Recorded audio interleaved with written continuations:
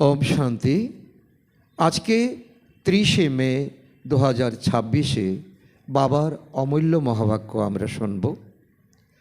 आजकेर मुरलीर सार शिक्षा हलो अर्थात এই मुरलीर सार कथा हलो परमपिता शिव बाबाई हलेन असीम जगतेर एकमात्र पिता और स्वर्गेर रचयिता। तिनी आत्मादेर पवित्र करे स्वर्गेर अधिकार प्रदान करें। श्रीकृष्ण हलेन सेई स्वर्गेर प्रथम राजकुमार, किन्तु तिनी रचयिता नन। ताई मामेकम स्मरण करो अर्थात एकमात्र शिव बाबाके स्मरण करलेई विकर्म विनाश हय एवं आत्मा शतप्रधान हये ओठे। ए कथा बलार एकमात्र अथरिटी हलेन शिव बाबा, श्रीकृष्ण नय। बाबा शिक्षा दें जे बाच्चारा देह अभिमान मोह और विकारई आत्मार प्रधान शत्रु। এই শত্রুকে এখন বুঝতে হবে। এখন বিনাশের সময় নিকটে, তাই দেহ ও দেহের সম্পর্ক থেকে বুদ্ধিযোগ সরিয়ে একমাত্র বাবার সঙ্গে যোগ স্থাপন করতে হবে। পবিত্রতা ছাড়া স্বর্গে যাওয়া মোটেই সম্ভব নয়। স্মরণের শক্তির মাধ্যমে আত্মা पवित्र हये भविष्यत 21 जन्मेर सुखमय स्वराज्येर अधिकार लाभ करे। এই ज्ञान धारणा करे सेवाय नियोजित हवा, मोहजित और देही अभिमानी हवाई प्रकृत पुरुषार्थ। एक बाबा द्वितीय केउ नय। এই दृढ़ स्मृति राखलेई एकरस अविचल और उड़ন্ত कलार स्थिति प्राप्त हय। आज के मुरलीर এখন আমরা শুনব বিস্তারে। ওম শান্তি। বাবা বলেন, মিষ্টি বাচ্চারা, নিজের যা কিছু আছে সব কিছু ঈশ্বরীয় সেবায় সফল করে ভবিষ্যৎ নিশ্চিত করে নাও, কারণ মৃত্যু সামনে উপস্থিত। যা নাকি অনিবার্য, বিনাশ হবেই, মৃত্যু হবেই। যেমন কোনো ব্যবসায়ী ব্যবসা করার পূর্বে তাকে তার মূলধনকে কাজে লাগান, তবেই ব্যবসার আসনে বসেন। ঠিক তেমনি বাবাও বলেন যে আগামী দিনে তুমি স্বর্গের মালিক হবে, তার জন্য এখন নিজের যা কিছু আছে মূলধন, তন মন ধন সব কিছু এখন ঈশ্বরীয় ব্যাংকে জমা করো আর निश्चित करे नाओ आगामी दिने तुमी हबे स्वर्गेर मालिक। कारण तुम्हार सामने कठिन परीक्षा, मृत्यु हबेई, विनाश हबेई। आज के मुरलीर थेके प्रश्न, ज्ञान शोना सत्त्वेও बाच्चादेर धारणा हय ना केन? उत्तरे बाबा बोलेन, कारण विचार सागर मंथन करते पारे ना। बुद्धियोग देह और देहेर सम्बन्धे आटके थाके। प्रथमे बुद्धि थेके मोह दूर होले तबे किछु धारणा हबे। मोह एमन एकटा जिनिस जे एकेबारे बानर बानिये देय। ताई बाबा बाच्चादेरके सर्वप्रथम प्रतिज्ञा स्मरण करिए देन, देहसह देहेर सब सम्बन्धके भुले जाओ और आमाके स्मरण करो। बाबा खूब सिम्पल रीतिते बाबा बोलছেন যে বাচ্চারা তো মুরলি শোনে, রেগুলার ক্লাসেও আসে, কিন্তু ধারণা হয় না কেন?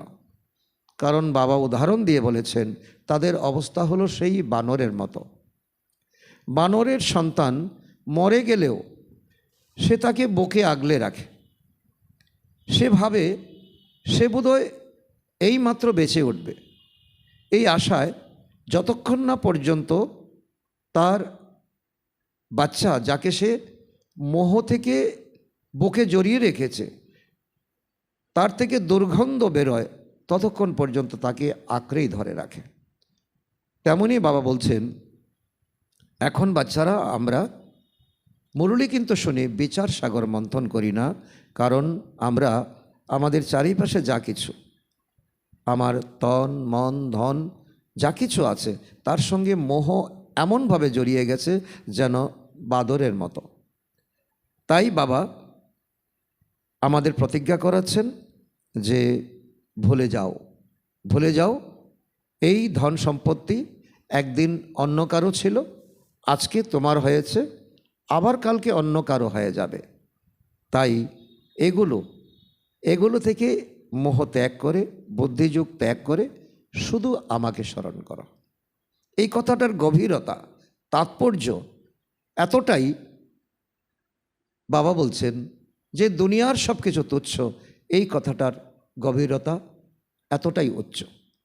আজকের মুরলী থেকে গীত, ভোলানাথের চেয়ে অনুপম আর কেউ নেই, বিগড়িকে বানানোর জন্য আর কেউ নেই। তার অর্থ হলো মায়া রাবণ আমাদেরকে বিগড়ে দিয়েছে, আমাদের মন, বুদ্ধি, সংস্কার, আচার আচরণ, ব্যবহার সব কিছু বিগড়ে দিয়েছে। আমরা একটা সম্পূর্ণ দৈবী সংস্কারের মানুষ, আত্মা, দেবাত্মা ছিলাম। আমাদেরকে একেবারে তুচ্ছ সংস্কারের, অর্থাৎ পশুতুল্য আমাদেরকে, চেহারাটা মানুষের, কিন্তু আমাদের যে বিচার বুদ্ধি আমাদের পশুর মতো হয়ে গেছে। এই যে আমরা বিগড়ে গেছি, এই বিগ্রানো অবস্থা থেকে আমাদেরকে সুন্দর অবস্থাতে ফিরিয়ে আনার দুনিয়াতে এমন কোনো আত্মা নেই। এটাই হলো আজকের মুরলীর মূল পয়েন্ট এবং এই গানের মূল অর্থ। ওম শান্তি। বাবা বসে বুঝান, এখন বাচ্চারা তো এই কথা ভালোভাবে জানে যে অসীম জগতের পিতাকেই বলা হয় যা নষ্ট হয়ে গেছে, বিগড়ে গেছে, তাকে সংশোধনকারী। কৃষ্ণ নষ্ট হয়ে যাওয়াকে ঠিক করতে পারেন না। গীতার ভগবান কৃষ্ণ নন, শিব বাবা। শিব বাবা হলেন রচয়িতা এবং কৃষ্ণ হলেন রচনা। তো বাবা বলছেন যে এর উপরে আমাদের বিচার মন্থন করতে হবে। কেমন বিচার মন্থন করতে হবে? যে শ্রীকৃষ্ণের আত্মাও বিগড়ে গিয়েছিলেন, তিনি অন্তিম জন্মে অর্থাৎ 84তম জন্মে তিনি একেবারে তমপ্রধান হয়ে গিয়েছিলেন। তিনি দাদা লেকরাজ হয়ে গিয়েছিলেন শ্রীকৃষ্ণের আত্মা। আর বাবা সেই আত্মার মধ্যেই, অর্থাৎ সেই আত্মার সঙ্গেই যুক্ত হন এবং ব্রহ্মা বাবার মুখ দিয়ে গীতা জ্ঞান ব্রহ্মা বাবার জন্য এবং সকল ব্রহ্মবৎসর জন্য বাবা এই জ্ঞান শোনান। তবেই দাদা লেকরাজের আত্মা সংশোধন হয়ে শ্রীকৃষ্ণ অর্থাৎ ফার্স্ট প্রিন্স হয়ে গেছেন, স্বর্গের উত্তরাধিকার প্রদান করেন, স্বর্গের রচয়িতাই হবেন। তো এই হলো ভারতের সবচেয়ে মস্ত বড় ভুল। শ্রীকৃষ্ণকে কেউ বাবা বলবে না। সম্পত্তির অধিকার পিতার কাছ থেকে প্রাপ্ত হয়, শ্রীকৃষ্ণ তো বাবা নন এবং ভারতেই প্রাপ্ত করেছিল। ভারতেই শ্রীকৃষ্ণ রাজকুমার, রাজকুমারী, রাধে নামে গাওয়া হয়। মহিমা উঁচু থেকে উঁচু একমাত্র বাবার। শ্রীকৃষ্ণ হলেন উঁচু থেকে উঁচু রচনা, বিশ্বের মালিক, নাম্বার 1 আত্মা অর্থাৎ প্রিন্স। শ্রীকৃষ্ণকে বলা হয় সূর্যবংশী দেবতাকুল। গীতা হলো আদি সনাতন দেবী দেবতা ধর্মের শাস্ত্র। শতযুগে তো কাউকে জ্ঞান শোনানো হয় না, প্রয়োজন হয় না। সঙ্গমেই বাবা এসে জ্ঞান প্রদান করেন। চিত্র দ্বারা প্রথমে এই কথা প্রমাণ করতে হবে, কারণ আমাদের কাছে আছে পুঁজি, এই হলো স্পিরিচুয়াল চিত্র, যার মাধ্যমে বাবা এই কথা বলছে তোমাদের প্রমাণ করতে হবে। দুজনের চিত্র দেওয়া হবে, দুজনের চিত্র দেওয়া হয়, গীতার ভগবান অর্থাৎ শিব বাবার চিত্র এবং এই ভগবানের দ্বারা বিগড়ে যাওয়া আত্মার পরিবর্তিত রূপ শ্রীকৃষ্ণ। সেজন্য দুজনের চিত্র দেওয়া হয়।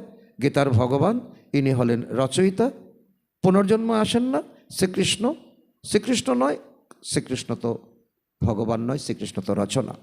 তোমরা বাচ্চারা জানো শিব বাবাই হিরেতুল্য জীবন আমাদেরকে প্রদান করেন। গায়নও করে না, হিরেতুল্য করিতুল্য। কারণ বাবা বলছেন তোমরা এই সঙ্গম যুগে যদি তোমাদের এই আধ্যাত্ম জ্ঞান না হয়, তাহলে তোমরা দিন কাটাবে খেয়ে আর রাত কাটাবে ঘুমিয়ে, আর তোমাদের হিরেতুল্য জীবন তোমরা করিতুল্য বানিয়ে দেবে। বাচ্চাদের বুদ্ধিতে এই কথা থাকা উচিত যে বাবার আদেশ হলো কি, তোমরা আমাকে স্মরণ করো। বাবা কিচ্ছু চায় না, কিচ্ছু বাবা চান না, শুধু বলেন একমাত্র উপায় হলো যতই আমাকে স্মরণ করবে আমার শক্তি তোমার মধ্যে প্রবাহিত হবে এবং স্বর্গের উত্তরাধিকারকে স্মরণ করো, আমাকে স্মরণ করো। উনি অসীম জগতের পিতা, কৃষ্ণ তো হলেন দেহের জগতের মালিক। যদিও বিশ্বের রাজা হন শ্রীকৃষ্ণ, শিব বাবা তো রাজাও হন না, ওনার তো শরীর নেই। গীতার বাস্তবে অনেক মহিমা, সাথে ভারতেরও অনেক মহিমা আছে। ভারত হলো সর্বধর্মের মানুষের শ্রেষ্ঠ তীর্থ, সারা তীর্থ বারবার, আবতীর্থ একবার, যেখানে স্বয়ং ভগবান অবতরিত হন। শুধুমাত্র কৃষ্ণের নাম লিখে দেওয়ার জন্য সম্পূর্ণ গুরুত্ব লুপ্ত হয়েছে, সেই জন্য ভারত করিতুল্য হয়ে গেছে, যেখানে হওয়ার কথা ছিল হিরে তুল্য। যদিও সবই হলো ড্রামা অনুযায়ী, কিন্তু সতর্ক তো করতে হবে। এখন তো পরিবর্তনের সময়, যা কিছু হয়ে এসেছে এখন তো পরিবর্তন হতে হবে। বাবা বোঝান খুব ভালোভাবে, দিন দিন গুহ্য কথা বলেন, তাই পুরানো চিত্র বদল করে অন্য বানাতে হয়। কারণ বাবা বলেন এখন দুনিয়াটা এখন খুব ফাস্ট হয়ে গেছে। তো ফাস্ট হয়ে গেছে, মানুষের মনও ফাস্ট হয়ে গেছে, তো মানুষ এখন সময় দিতে চায় না। তাই এমন চিত্র, এমন ভাষণ তৈরি করতে হবে যাতে আত্মারা সহজে বুঝতে পারে। এই কথা তো শেষ পর্যন্ত চলবে, বাচ্চাদের বুদ্ধিতে ভালোভাবে রাখা উচিত। সে বাবা আমাদের স্বর্গের অধিকার দিচ্ছেন। বাবা বলেন মামেকম স্মরণ করো, তাহলে বিকর্ম বিনাশ হবে। কৃষ্ণকে স্মরণ করলে বিকর্ম বিনাশ হবে না। কৃষ্ণ সর্বশক্তিমান নয়, সর্বশক্তিমান হলেন বাবা। স্বর্গের অধিকার বাবাও প্রদান করেন, মানুষ কৃষ্ণকে স্মরণ করতে থাকে। আচ্ছা ধরো কৃষ্ণ বলেছেন দেহের সম্বন্ধ ত্যাগ করে মামেকম স্মরণ করো, আত্মা তো বাবাকে স্মরণ করবে, তাই না? এটাই তো বাবা বলছেন, এটাই তো রাইট। আর রং হলো কৃষ্ণকে স্মরণ করা। 2500 বৎসর ধরে তোমরা কৃষ্ণকে স্মরণ করে এসেছো, কোথায় তোমাদের আত্মার উন্নতি হয়েছে? কৃষ্ণ তো সর্ব আত্মাদের পিতা নন। এইসব কথা বিচার সাগর মন্থন করে বুদ্ধিতে ধারণ করা উচিত।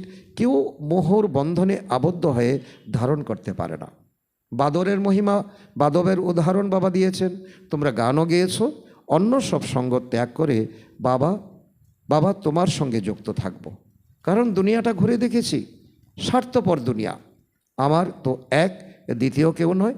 কিন্তু মোহ এমনই জিনিস যে বানরে পরিণত করে। বানরের লোভ আর মোহ দুই বেশি থাকে। ধনী ব্যক্তিদের বোঝানো হয় যে এখন মৃত্যুর সামনে দাঁড়িয়ে এইসব ঈশ্বরীয় সেবায় লাগাও, ভবিষ্যৎ বানিয়ে নাও। কারণ এখনকার যাই কিছু, তুচ্ছ যাই কিছু আছে, এ হলো পুঁজি। এই পুঁজিটাকে ঈশ্বরীয় ব্যাংকে লাগাও। কিন্তু বানর সম আটকে ধরে রাখে, ছাড়তে পারে না। বাবা বলেন যা কিছু দেহসহ দেহের সম্বন্ধ আছে সব কিছু থেকে বুদ্ধিযোগ ছিন্ন করো, বাবার শ্রীমত অনুসারে চলো।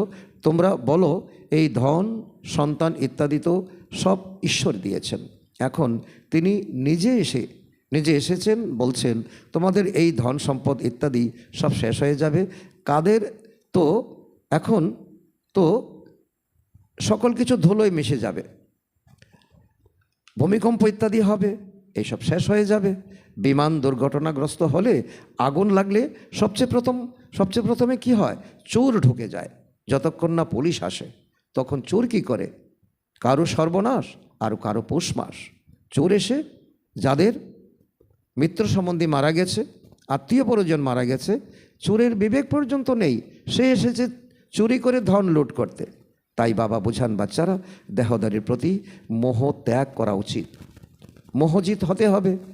দেহ অভিমান হলো সবচেয়ে তো প্রথম নম্বরের শত্রু। দেবতারা হলেন দেহ অভিমানী, দেহি অভিমানী। তো দেহ অভিমান এলেই বিকারগ্রস্ত হয়। এখন আমরা হলাম দেহ অভিমানী, অর্থাৎ মায়া আমাদেরকে দেহ অভিমানী বানিয়ে দিয়েছে। বাবা বলছেন তোমাদের দেহি অভিমানী হতে হবে, আত্ম অভিমানী হতে হবে। তোমরা আধাকল্প দেহ অভিমান হয়ে গিয়েছিলে, এখন দেহি অভিমানী হওয়ার প্র্যাকটিস করতে হবে। মানুষ এসব কথার অর্থ একেবারে জানে না, পরমাত্মাকেও চেনে না, জানে না আত্মা কি, পরমাত্মা কি, আত্মা কত জন্ম নেয়, কিভাবে পার্ট প্লে করে। আমরা হলাম অ্যাক্টার্স, এসব কেউ কি জানে? কেউ জানে না। তাই বাবা কি বলেন তাদেরকে? অরফান, অর্থাৎ অনাথ। বাবা বলে তোমরা অনাথ, কারণ তোমাদের নিজের জন্ম জানো না, নিজের পিতাকে জানো না।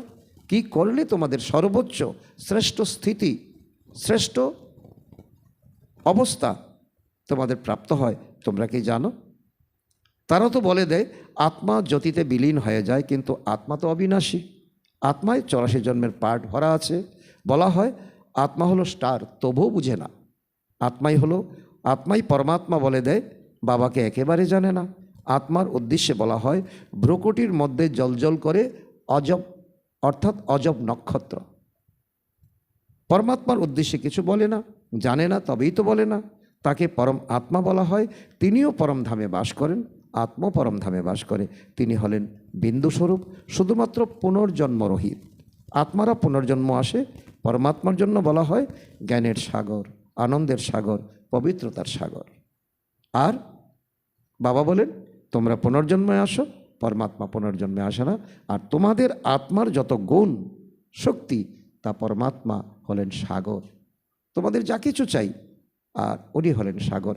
সাগরের জল টেনে নিলে কখনো কি ফুরোয়? ফুরায় না।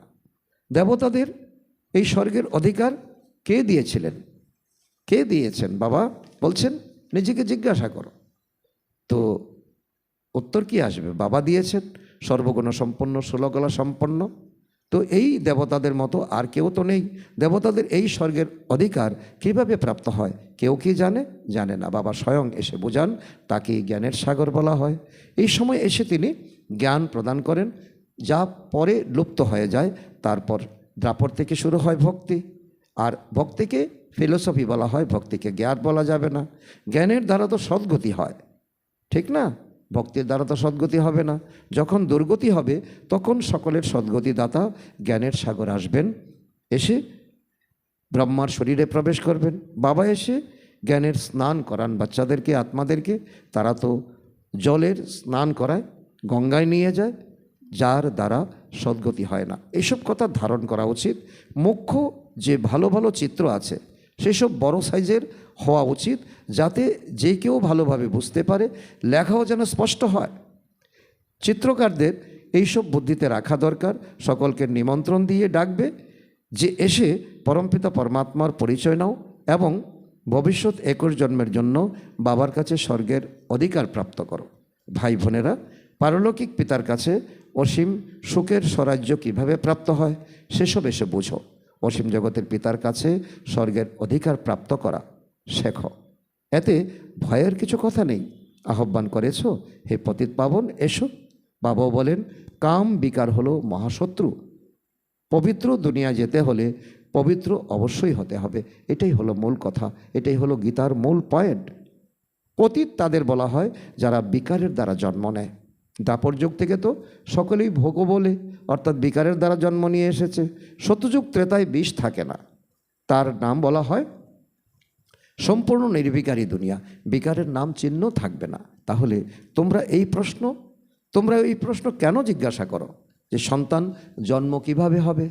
কারণ যারা ভক্তি করে এসেছে, যারা বিকার থেকে জন্ম, তারা তো জানেই বিকারটা, তারা জানেই ভোগবল। তাদের কাছে প্রশ্ন যে তারা প্রশ্ন এটাই করে, তোমরা যে বলছো পবিত্রতা, তো পবিত্র থাকলে কি করে সন্তান জন্ম হবে, সংসার বৃদ্ধি পাবে? তাদেরকে উল্টো প্রশ্ন করো। তোমরা তো নির্বিকারী হও, সন্তানের জন্ম যেমন হওয়ার হবে, অর্থাৎ যোগবলের দ্বারা হবে। এই প্রশ্ন তোমরা জিজ্ঞাসা করো কেন? তোমরা বাবাকে স্মরণ করো, তো জন্ম জন্মান্তরের বিকর্ম বিনাশ হয়ে যাবে। এই হলো পাপ আত্মাদের দুনিয়া। আর ওইটা হলো যাতে আমরা যেতে চলেছি, সেটা হলো পুণ্য আত্মাদের দুনিয়া। এই কথা ভালোভাবে বুদ্ধিতে ধারণ করতে হবে। ভক্তির ফল ভগবান এসে দেন। বাবা সর্বজনের সদ্গতি করে স্বর্গের মালিক বানান। বাবা বলেন এখন পবিত্র হও, মামেকম স্মরণ করো। এই হলো মহামন্ত্র। বাবার কাছে অবশ্যই স্বর্গের অধিকার প্রাপ্ত হবে। বাবা বলেন তোমরা আমাকে স্মরণ করো, তোমরা শতপ্রদান হয়ে যাবে। সিঁড়ির চিত্রটি ভালোভাবে বোঝাতে হবে। দিনে দিনে সব কিছুরই উন্নতি হয়, এতে সব ক্লিয়ার করে লিখতে হবে। ব্রহ্মার দ্বারা আদি সনাতন দেবী দেবতা ধর্মের স্থাপনা করা হয়। যখন আদি সনাতন দেবী দেবতা ধর্ম ছিল, তখন অন্য কোনো ধর্ম ছিল না। যারা পবিত্র হবে তারা পবিত্র দুনিয়ায় আসবে। তোমাদের মধ্যে যত শক্তি ভর্তি থাকবে ততই প্রথমে আসবে। অর্থাৎ সত্যযুগের প্রথমে আসা এক জিনিস, মাঝে আসা আরেক জিনিস, সবাই একত্রে তো আসবে না। এই কথাও জানো, শতযুগ ত্রেতায় দেবী দেবতার সংখ্যা অনেক কম থাকে। শতযুগে থাকে 9 লাখ, আর ত্রেতা যুগের শেষে হয় 33 কোটি। আর সেই জন্য বলা হয় 33 কোটি দেবী দেবতাদের দেশ। শেষের দিকে বৃদ্ধি হয়, প্রজার সংখ্যা তো অনেক হবে, তাই না? বোঝানোর জন্য আত্মারূপী বাচ্চা ভালো চাই। যারা ভাষণ করবে তাদেরকে অত্যন্ত জ্ঞান সম্পন্ন হতে হবে। বলো, অসীম জগতের পিতার কাছে এসে স্বর্গের অধিকার প্রাপ্ত করো। যাকে আহ্বান করো হে বাবা, বাস্তবে তার নামই হলো শিব, ঈশ্বর বা প্রভু। ভগবান বললে এই কথা বোঝা যায় না যে তিনি হলেন পিতা, তার কাছ থেকে স্বর্গের অধিকার প্রাপ্ত হবে। সে বাবা বললে অবিনাশী উত্তরাধিকার স্মরণে আসে। কারণ বাবার সাথে সম্পত্তির একটা গভীর সম্পর্ক আছে। তাকে বলে শিব পরমাত্মায় নম। পরমাত্মার নাম তো বলো, নামরূপহীন কেউ নয়। পরমাত্মা হলেন শিব বাবা, তার নাম তো শিব। শুধু শিবায় নম বলবে না, প্রতিটি শব্দ খুব ভালোভাবে ক্লিয়ার করে বোঝাতে হবে। শিবায় নম বললে বাবা সম্বোধনের আনন্দ প্রাপ্ত হয় না। কারণ হে প্রভু এটার মধ্যে একরকম ভাব, হে পিতা এটার মধ্যে একরকম ভাব। মানুষ তো সব নাম নিজের উপর রেখেছে। তোমরা জানো মানুষকে কখনো ভগবান বলা যায় কি? বলা যায় না। ব্রহ্মা বিষ্ণু শঙ্করকেও ভগবান বলা যায় না, তারা হলো দেবতা। রচয়িতা তিনি একমাত্র নিরাকার। যেমন লৌকিক পিতা সন্তানের রচনা করে সম্পত্তির অধিকার দেয়, তেমনি অসীম জগতের পিতাও স্বর্গের উত্তরাধিকার প্রদান করেন, ভারতকে বিশ্বের মালিক বানান। সম্পূর্ণ দুনিয়ার পিতা একমাত্র পতিত পাবন। একথা কি কেউ জানে? জানে না। আমাদের ধর্মস্থাপকও এই সময় পতিত কবরে রয়েছে। এখন সবারই বিনাশের সময় বাবা নিজে এসে সবাইকে জাগ্রত করেন। বিনাশের সময় খোদা ভগবান আসেন, তিনি হলেন জ্ঞানের সাগর। লেখা আছে না, সাগরের সন্তান ভস্মীভূত হয়ে গিয়েছিল, অর্থাৎ কাম চিতায় বসে কালো আয়রন এজেড হয়ে গিয়েছিল, পুনরায় সুন্দর হবে কিভাবে? এই কথা কি কেউ জানে? জানে না। বাবা বলেন স্মরণের যাত্রার দ্বারা, এটাই একমাত্র উপায়। যোগ শব্দটি বললে মানুষ বিভ্রান্ত হয়। বাবা বলেন আমাকে স্মরণ করো, অন্তমতি সেই গতি হয়ে যাবে। কতখানি সহজ করে বাবা বোঝান, তবু কথাগুলি বুদ্ধিতে স্থির থাকে না কেন? দেহ অভিমান অনেক, তাই ধারণা ভালো হয় না। বাবা খুব ভালো ভালো যুক্তি বাচ্চাদেরকে দেন। বাচ্চাদেরকে বলেন অসীম জগতের পিতা যাকে স্মরণ করা হয় তিনি এসে কি করেছেন? ভারতকে স্বর্গ বানিয়েছিলেন। জাগতিক উত্তরাধিকার তো জন্ম জন্মান্তর নিয়ে এসেছ। এখন অসীম জগতের বাবার কাছ থেকে 21 জন্মের জন্য অসীম জগতের উত্তরাধিকার নাও। শতযুগ ত্রেতায় দেবতারা রাজত্ব করেন, সূর্যবংশী পরে চন্দ্রবংশী থেকে বৈশ্যবংশী শূদ্রবংশীতে আসে। এইসব লিখে দিলেই প্রমাণিত হবে যে তারাই পুনর্জন্ম নেয় এবং বর্ণে আসে। কারণ বাবা এখন আমাদেরকে ব্রাহ্মণ বর্ণে আমাদেরকে এখন শিক্ষিত করছেন, তারপরে আমরা হয়ে যাব দেবতা বর্ণে, অর্থাৎ আমরা ঈশ্বরীয় কোলে আসব, সূর্যবংশীতে আসব, তারপর আমরা ক্ষত্রিয় বংশী, তারপর আমরা বৈশ্যবংশী, তারপর শূদ্রবংশী, পুনরায় আমরা আবার ব্রাহ্মণ বংশীতে আসব। তো বাবা তো সবাইকে বোঝাচ্ছেন, তোমরা সম্মুখে বসে খুশির অনুভব করো। কারো ভাগ্যে না থাকলে তারা সার্ভিস করতে পারে না। জ্ঞান তো সহজ, 2-4 কথা গুছিয়ে বলা। সার্ভিস করলে তো সুনাম অর্জন হবে। তারা বলবে বাবার কন্যারা খুব তীব্র, সব কাজ করে, আমাদের স্বর্গের বাদশাহী দেয়, এই জিনিসপত্র দেয়। এই চিত্রগুলি আছে অন্ধের সামনে দর্পণ, এতে জাদু ইত্যাদির কোনো কথা নেই। পবিত্রতা হলো মুখ্য ফাউন্ডেশন। তারা বুঝতে পারে এই হলো শেষ জন্ম। স্বর্গে যেতে হলে পবিত্র তো অবশ্যই হতে হবে, বিনার সামনে উপস্থিত পবিত্র নিশ্চয়ই হতে হবে। সন্ন্যাসী ঘর সংসার ত্যাগ করে পবিত্র হওয়ার জন্য। বাবা বলেন বিনার সামনে দাঁড়িয়ে আমাকে স্মরণ করো, তাহলে ভবসাগর পার হয়ে যাবে। আচ্ছা, মিষ্টি মিষ্টি হারানিধি বাচ্চাদের প্রতি মাতা পিতা বাপদাদার স্মরণে স্নেহসমন ও সুপ্রভাত। আত্মাদের পিতা আত্মারূপী সন্তানদেরকে জানাচ্ছেন নমস্কার। আমরা আত্মারূপী সন্তানরা আমাদের মাতা পিতা বাপদাদাকে জানাই স্মরণের স্নেহসমন, সুপ্রভাত ও নমস্কার। ধন্যবাদ বাবা, ধন্যবাদ। ধারণার জন্য আজকের মুরলী থেকে ধারণার জন্য মুখ্য সার, 1 নম্বর পয়েন্ট, বিনাশের পূর্বে নিজের সব কিছু সফল করতে হবে। এটা হলো বিনাশের সময়, তাই পবিত্র অবশ্যই হতে হবে। নাম্বার 2, দেহধারীদের প্রতি মোহ দূর করে মোহজিত হতে হবে। দেহ অভিমান হলো 1 নম্বরের শত্রু, তার উপরে বিজয় লাভ করতে হবে। অন্য সব সঙ্গ ত্যাগ করে বাবার সঙ্গে বুদ্ধিযোগ যুক্ত রাখতে হবে।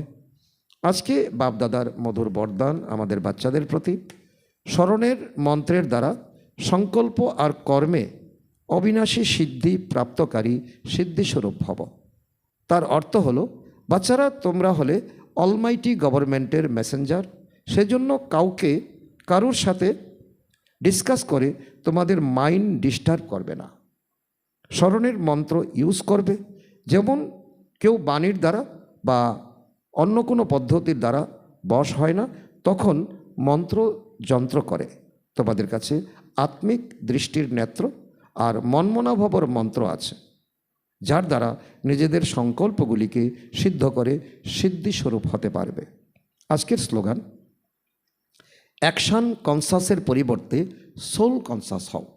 কেউ কিছু বলল আর তুমি তেরে গেলে না, তা না করে সোল কনসাস, আমি আত্মা, তাকে আমাকে ক্ষমা করতে হবে, সে পরবশে আছে। আজকের অব্যক্ত ইশারা, সদা অবিচল অনর একরস স্থিতির অনুভব করো। এর অন্তর্গত বাবা বলেছেন, একরসের অর্থ এটা নয় যে পুরুষার্থের তেজ সদা একই রকম থাকবে। একরস অর্থাৎ সদা অনন্তকালার অনুভব থাকবে। সর্বসম্বন্ধের অবিনাশী তার একের সাথে যুক্ত থাকবে। এক বাবা, দ্বিতীয় কেউ নয়, এই দৃঢ় সংকল্প হবে। একটা সম্বন্ধও যেন কম না হয়। সর্বসম্বন্ধের ডোর একের সাথে বাধা থাকবে, তখন একরস স্থিতি সতই থাকবে। আচ্ছা,